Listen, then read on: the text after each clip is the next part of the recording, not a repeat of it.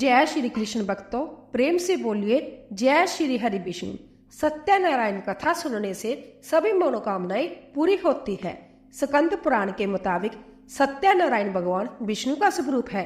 श्री हरि विष्णु से जीवन की सभी समस्याएं दूर होती है। सत्यनारायण कथा आमतौर पर सुबह और शाम दोनों समय की जाती है। शाम के समय कथा करना ज्यादा शुभ माना जाता है। पंचांग के मुताबिक सत्यनारायण कथा किसी भी महीने के शुक्ल पक्ष में पूर्णिमा को की जाती है।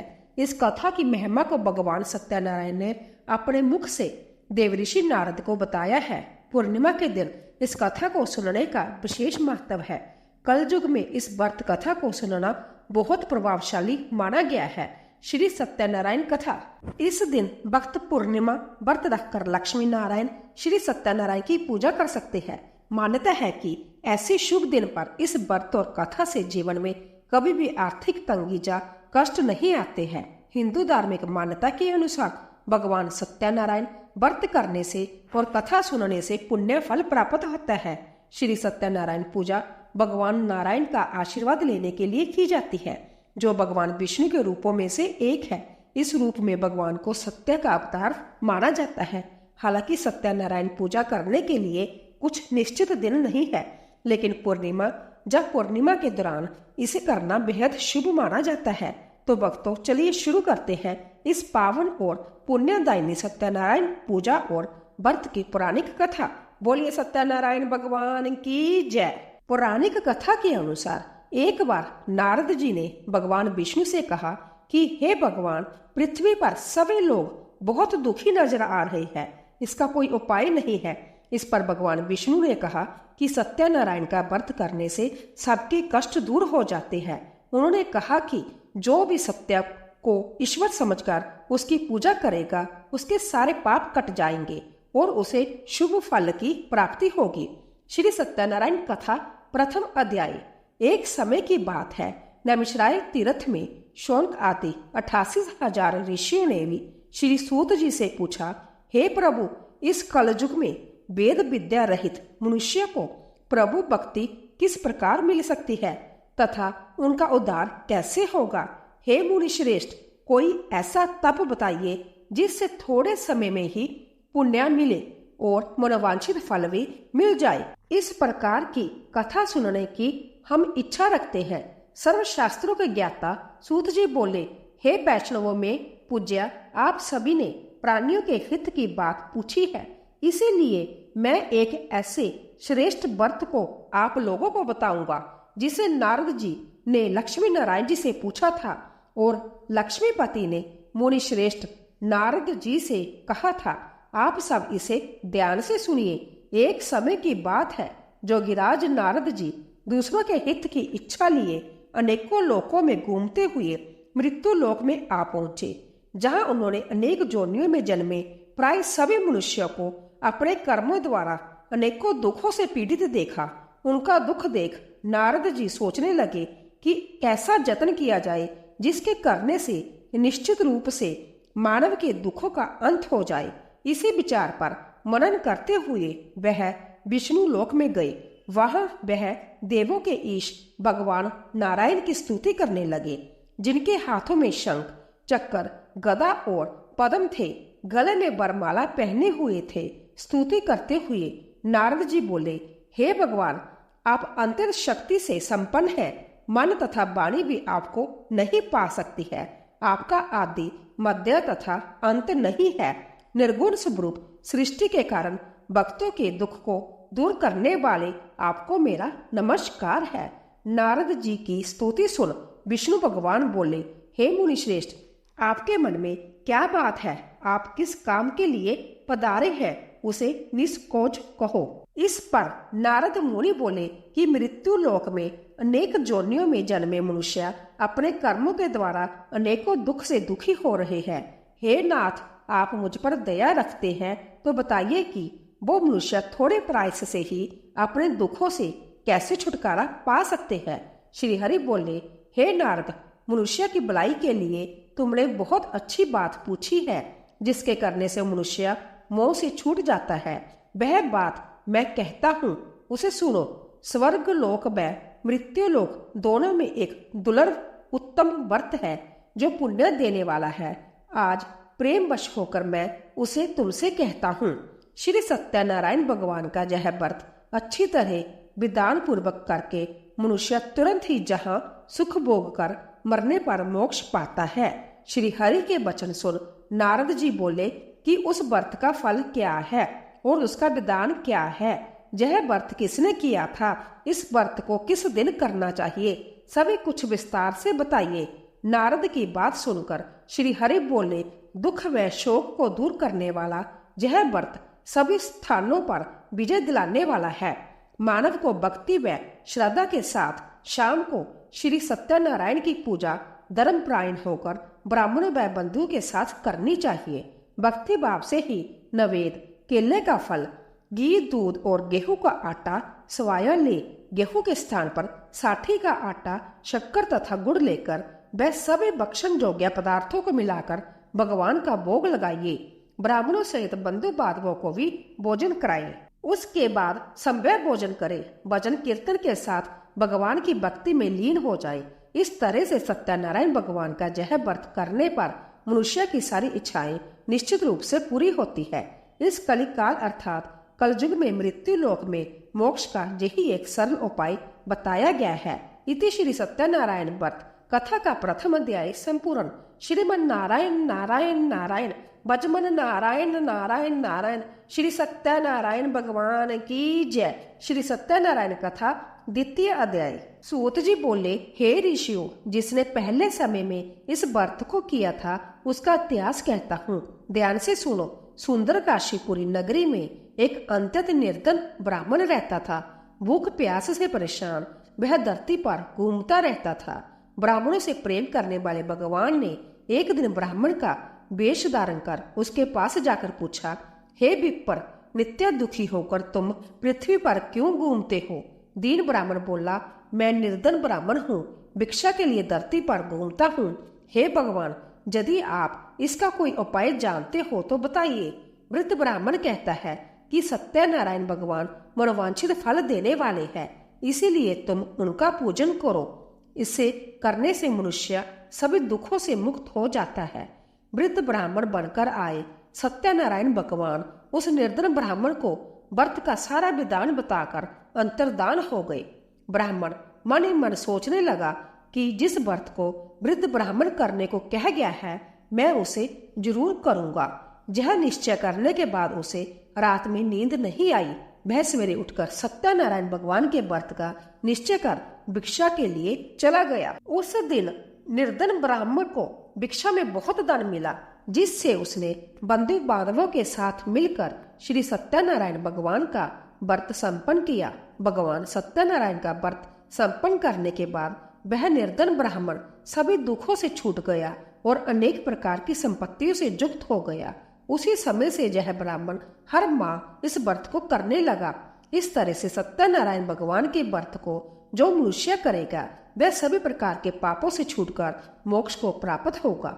जो मनुष्य इस व्रत को करेगा वह भी सभी दुखों से मुक्त हो जाएगा। सूत जी बोले कि इस तरह से नारद जी से नारायण जी का कहा हुआ श्री सत्यनारायण व्रत को मैंने तुमसे कहा। हे विप्रो, मैं अब और क्या कहूँ? ऋषि बोले, हे मुनिवर, संसार में उस विप्र से सुनकर और किस किस ने इस व्रत को किया, हम सब इस बात को सुनना चाहते हैं। इसके लिए हमारे मन में श्रद्धा का भाव है। सूत जी बोले, हे मुनियों, जिस जिसने इस व्रत को किया है वह सब सुनो।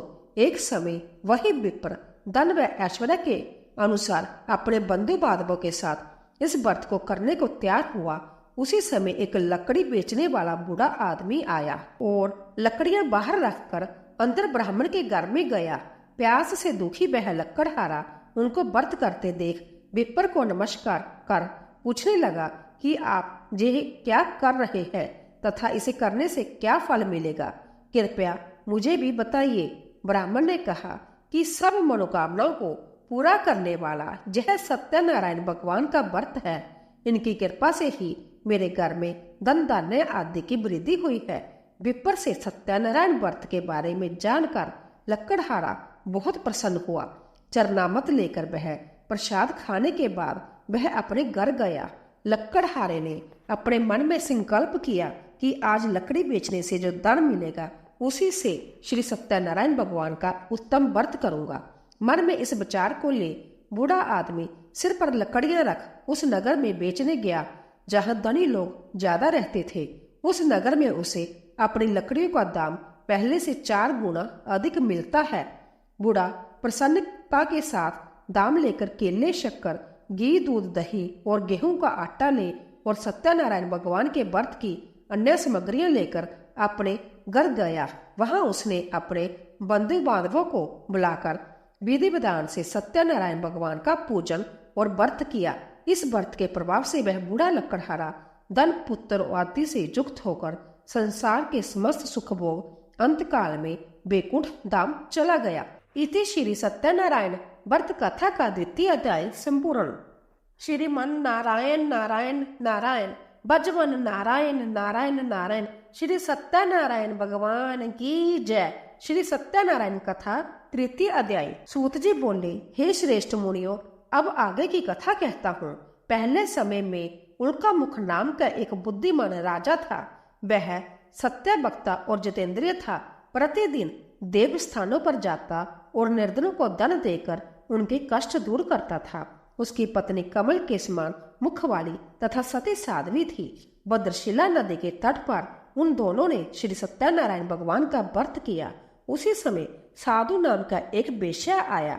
उसके पास व्यापार करने के लिए बहुत सा धन भी था।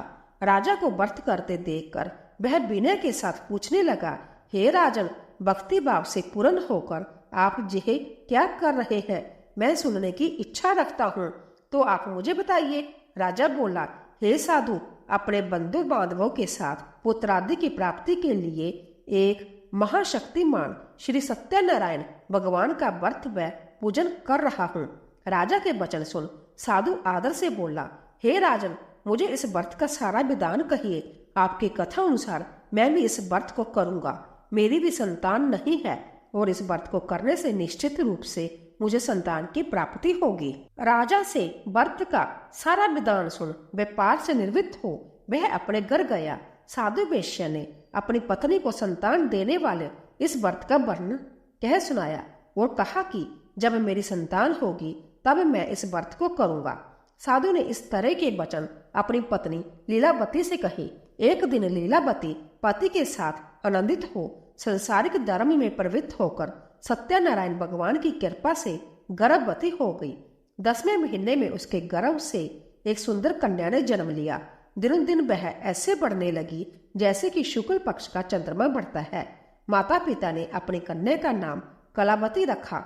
एक दिन लीलावती ने मीठे शब्दों में अपने पति को याद दिलाया कि आपने सत्यनारायण भगवान के जिस व्रत को करने का संकल्प किया था उसे करने का समय आ गया है। आप इस व्रत को करिए। साधु बोला कि हे प्रिय, इस व्रत को मैं उसके विवाह पर करूंगा। इस प्रकार अपनी पत्नी को आश्वासन देकर वह नगर को चला गया। कलावती पिता के घर में रह वृद्धि को प्राप्त हो गई। साधु ने एक बार नगर में अपनी कन्या को सखियों के साथ देखा तो तुरंत ही दूत को बुलाया और कहा कि मेरी कन्या के योग्य वर देखकर आओ। साधु की बात सुनकर दूत कंचन नगर में पहुंचा और वहां देखभाल कर लड़की के सुयोग्य वानिक पुत्र को ले आया। सुयोग्य लड़के को देख साधु ने बंधु बांधवों को बुलाकर अपनी पुत्री का विवाह कर दिया। लेकिन दुर्भाग्य की बात यह कि साधु ने अभी भी श्री सत्यनारायण भगवान का व्रत नहीं किया। इस पर श्री भगवान क्रोधित हो गए और श्राप दिया कि साधु को अत्यधिक दुख मिले। अपने कार्य में कुशल साधु बनिया जमाई को लेकर समुद्र के पास स्थित होकर रत्नासारपुर नगर में गया। वहां जाकर दामाद ससुर दोनों मिलकर चंद्रकेतु राजा के नगर में व्यापार करने लगे। एक दिन भगवान सत्यनारायण की माया से एक चोर राजा का धन चुराकर भाग रहा था। उसने राजा के सिपाहियों को अपना पीछा करते देख चुराया हुआ धन वहां रख दिया जहां साधु अपने जमाई के साथ ठहरा हुआ था। राजा के सिपाहियों ने साधु वेश्या के पास राजा का धन पड़ा देखा तो वह ससुर जमाई दोनों को बांधकर प्रसन्नता से राजा के पास ले गए और कहा कि उन दोनों चोरों को हम पकड़ लाए हैं। आप आगे की कार्यवाही की आज्ञा दें। राजा की आज्ञा से उन दोनों को कठिन कारावास में डाल दिया गया और उनका सारा धन भी उनसे छीन लिया गया। श्री सत्यनारायण भगवान से श्राप से साधु की पत्नी भी बहुत दुखी हुई। घर में जो धन रखा था उसे चोर चुरा ले गए।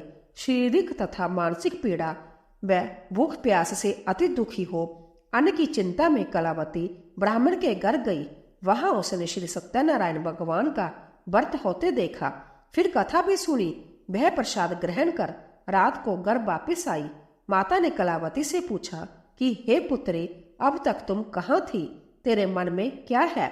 कलावती ने अपनी माता से कहा, हे माता, मैंने एक ब्राह्मण के घर में श्री सत्यनारायण भगवान का व्रत देखा है। कन्या के वचन सुन लीलावती भगवान के पूजन की तैयारी करने लगी। लीलावती ने परिवार व बंधुओं सहित सत्यनारायण भगवान का पूजन किया और उनसे वर मांगा कि मेरे पति तथा जमाई शीघ्र घर आ जाए। साथ ही यह भी प्रार्थना की कि हम सब का अपराध क्षमा करें। श्री सत्यनारायण भगवान इस व्रत से संतुष्ट हो गए और राजा चंद्रकेतु को सपने में दर्शन दे कहा कि हे राजन, तुम उन दोनों वेश्यों को छोड़ दो और तुमने उनका जो धन लिया है उसे वापस कर दो। अगर ऐसा नहीं किया तो मैं तुम्हारा धन, राज्य व संतान सभी को नष्ट कर दूंगा। राजा को यह सब कहकर वह अंतर्धान हो गए। प्रांतःकाल सभा में राजा ने अपना सपना सुनाया। फिर बोले कि वणिक पुत्रों को कैद से मुक्त कर सभा में लाओ। दोनों ने आते ही राजा को प्रणाम किया। राजा मीठी वाणी में बोला, हे महानुभावों, भाग्यवश ऐसा कठिन दुख तुम्हें प्राप्त हुआ है, लेकिन अब तुम्हें कोई भय नहीं है। ऐसा कह राजा ने उन दोनों को नए वस्त्र आभूषण भी पहनाए और जितना धन उनका लिया था उससे दुगना धन वापस कर दिया। दोनों वेश्या अपने घर को चल दिए। इति श्री सत्यनारायण व्रत कथा का तृतीय अध्याय संपूर्ण। श्रीमन नारायण नारायण नारायण, बचमन नारायण नारायण नारायण। श्री सत्यनारायण भगवान की जय। श्री सत्यनारायण कथा चतुर्थ अध्याय। सूत जी बोले, वेश्या ने मंगलाचार कर अपनी यात्रा आरंभ की और अपने नगर की ओर चल दिए। उनके थोड़ी दूर जाने पर एक दंडी वेशधारी श्री सत्यनारायण ने उनसे पूछा, हे साधु, तेरी नाभ में क्या है? अभिमानी वणिक हंसता हुआ बोला, हे दंडी, आप क्यों पूछते हो? क्या धन लेने की इच्छा है? मेरी नाभ में तो बेल व पत्ते भरे हुए हैं। वेश्या के कठोर वचन सुन भगवान बोले, तुम्हारा वचन सत्य हो। दंडी ऐसे वचन कह वहां से दूर चले गए। कुछ दूर जाकर समुद्र के किनारे बैठ गई। दंडी के जाने के बाद साधु वेश्या ने नित्य क्रिया के पश्चात नाव को ऊंची उठते देखकर अचंबा माना और नाव में बेलपत्ते आदि देख वह मूर्छित हो जमीन पर गिर पड़ा। मूर्छा खुलने पर वह अंतत शोक में डूब गया। तब उसका दामाद बोला कि आप शोक ना मनाएं, यह दंडी का शाप है, इसीलिए हमें उनकी शरण में जाना होगा, तभी हमारी मनोकामना पूरी होगी। दामाद की बात सुनकर वह दंडी के पास पहुंचा और अत्यंत भक्ति भाव नमस्कार करके बोला, मैंने आपसे जो जो असत्य वचन कहे थे उनके लिए मुझे क्षमा दे। ऐसा कहकर महान शोका आतुर हो रोने लगा। तब दंडे भगवान बोले, हे वणिक पुत्र, मेरी आज्ञा से बार बार तुम्हें दुख प्राप्त हुआ है। तू मेरी पूजा से विमुख हुआ। साधु बोला, हे भगवान, आपकी माया से ब्रह्मा आदि देवता भी आपके रूप को नहीं जानते, तब मैं अज्ञानी कैसे जान सकता हूँ? आप प्रसन्न होइए। अब मैं सामर्थ्य के अनुसार आपकी पूजा करूंगा। मेरी रक्षा करो और पहले के समान नौका में धन भर दो। साधु वेश्या के भक्ति पूर्वक वचन सुनकर भगवान प्रसन्न हो गए और उसकी इच्छा अनुसार वरदान देकर अंतर्धान हो गए। ससुर जमाई जब नाव पर आए तो नाव धन से भरी हुई थी। फिर वही अपने अन्य साथियों के साथ सत्यनारायण भगवान का पूजन कर अपने नगर को चल दिए। जब नगर के नजदीक पहुंचे तो दूत को घर पर खबर करने के लिए भेज दिया। दूत साधु की पत्नी को प्रणाम कर कहता है कि मालिक अपने दामाद सहित नगर के निकट आ गए हैं। दूत की बात सुन साधु की पत्नी लीलावती ने बड़े हर्ष के साथ सत्यनारायण भगवान का पूजन कर अपनी पुत्री कलावती से कहा कि मैं अपने पति के दर्शन को जाती हूँ, तू कार्य पूर्ण कर, शीघ्र आ जा। माता के ऐसे वचन सुन कलावती जल्दी में प्रसाद छोड़ अपने पति के पास चली गई। प्रसाद की अवज्ञा के कारण श्री सत्यनारायण भगवान रुष्ट हो गए और नाव सहित उसके पति को पानी में डुबो दिया। कलावती अपने पति को वहां ना पाकर रोती हुई जमीन पर गिर गई। नौका को डूबा हुआ देख वह कन्या को रोता देख साधु दुखी होकर बोला कि हे प्रभु, मुझसे तथा मेरे परिवार से जो भूल हुई है उसे क्षमा करे। साधु के दीन वचन सुनकर श्री सत्यनारायण भगवान प्रसन्न हो गए और आकाशवाणी हुई, हे साधु, तेरी कन्या मेरे प्रसाद को छोड़कर आई है, इसीलिए उसका पति अदृश्य हो गया है। यदि वह घर जाकर प्रसाद खाकर लौटती है तो इसे इसका पति अवश्य मिलेगा। ऐसी आकाशवाणी सुन कलावती घर पहुंचकर प्रसाद खाती है और फिर आकर अपने पति के दर्शन करती है। उसके बाद साधु अपने बंधु बांधवों सहित श्री सत्यनारायण भगवान का विधि विधान से पूजन करता है। इस लोक का सुख भोग वह अंत में स्वर्ग जाता है। इति श्री सत्यनारायण व्रत कथा का चतुर्थ अध्याय संपूर्ण। श्रीमन नारायण नारायण नारायण बजमन नारायण नारायण नारायण। श्री सत्यनारायण भगवान की जय। श्री सत्यनारायण कथा पंचम अध्याय। सूत जी बोले, हे ऋषियों, मैं और भी एक कथा सुनाता हूँ, उसे भी ध्यान पूर्वक सुनो। प्रजा पालन में लीन तुंगध्वज नाम का एक राजा था। उसने भी भगवान का प्रसाद त्याग कर बहुत ही दुख लिया। एक बार वन में जाकर वन्य पशुओं को मारकर वह बड़ के पेड़ के नीचे आया। वहां उसने ग्वालों को भक्ति भाव से अपने बंधुओं सहित सत्यनारायण भगवान का पूजन करते देखा। अभिमानवश राजा उन्हें देखकर भी पूजा स्थान में नहीं गया और ना ही उसने भगवान को नमस्कार किया। ग्वालों ने राजा को प्रसाद दिया, लेकिन उसने वह प्रसाद नहीं खाया और प्रसाद को वहीं छोड़ वह अपने नगर को चला गया। जब वह नगर में पहुंचा तो वहां सब कुछ तहस नहस हुआ पाया, तो वह शीघ्र ही समझ गया कि यह सब भगवान ने ही किया है। वह दोबारा ग्वालों के पास पहुंचा और विधि पूर्वक पूजा करके प्रसाद खाया तो श्री सत्यनारायण भगवान की कृपा से सब कुछ पहले जैसा हो गया। दीर्घ काल तक सुख भोगने के बाद मरण उपरांत उसे स्वर्गलोक की प्राप्ति हुई। जो मनुष्य परम दुर्लभ इस व्रत को करेगा तो भगवान सत्यनारायण की अनुकंपा से उसे धन धान्य की प्राप्ति होगी। निर्धन धनी हो जाता है और व्यमुक्त हो जीवन जीता है। संतानहीन मनुष्य को संतान सुख मिलता है और सारे मनोरथ पूर्ण होने पर मानव अंत काल में वैकुंठ धाम को जाता है। सूत जी बोले, जिन्होंने पहले इस व्रत को किया है, अब उनके दूसरे जन्म की कथा कहता हूँ। वृद्ध शता आनंद ब्राह्मण ने सुदामा का जन्म लेकर मोक्ष की प्राप्ति की। लक्कड़हारे ने अगले जन्म में निषाद बनकर मोक्ष प्राप्त किया। उल्का मुख नाम का राजा दशरथ होकर वैकुंठ को गए। महाराज तुंगध्वज ने स्वयं मनु होकर भगवान में भक्ति युक्त हो कर्म कर मोक्ष पाया। इति श्री सत्यनारायण व्रत कथा का पंचम अध्याय संपूर्ण। श्रीमन नारायण नारायण नारायण बजमन नारायण नारायण नारायण। श्री सत्यनारायण भगवान की जय। सत्यनारायण पूजा और व्रत का महत्व। वैदिक ज्योतिष के अनुसार सत्यनारायण व्रत रखने से भगवान विष्णु से स्वास्थ्य, समृद्धि, धन और वैभव की प्राप्ति होती है। साथ ही यह भी माना जाता है कि इस दिन व्रत करने और पूरी श्रद्धा और विश्वास के साथ सत्यनारायण कथा का पाठ करने से सभी संकट दूर हो जाते हैं। सत्यनारायण व्रत की पूजा विधि। शास्त्र के अनुसार इस व्रत को करने से शुभ फल की प्राप्ति होती है, ऐसा माना जाता है। पूजा सुबह के साथ साथ शाम को भी की जा सकती है और शाम को सत्यनारायण पूजा करना अधिक उपयुक्त माना जाता है। इस दिन सुबह जल्दी उठकर जल में गंगा जल मिलाकर स्नान करना चाहिए। इसके बाद सत्यनारायण की मूर्ति को स्थापित करें और उसके चारों ओर केले के पत्ते बांध दे। पंचनामत, दूध, शहद, घी, मक्खन, दही और चीनी का मिश्रण का उपयोग देवता को साफ करने के लिए किया जाता है। आमतौर पर शालिग्राम, जो महाविष्णु का दिव्य पत्थर है, चौकी पर जल से बड़ा कलश रखे और देसी घी का दीपक जलाइए। अब सत्यनारायण की पूजा और कथा करें। भुने हुए आटे में शक्कर मिलाकर भगवान को अर्पित करें। प्रसाद में तुलसी जरूर डालें। पूजा के बाद प्रसाद बांटें।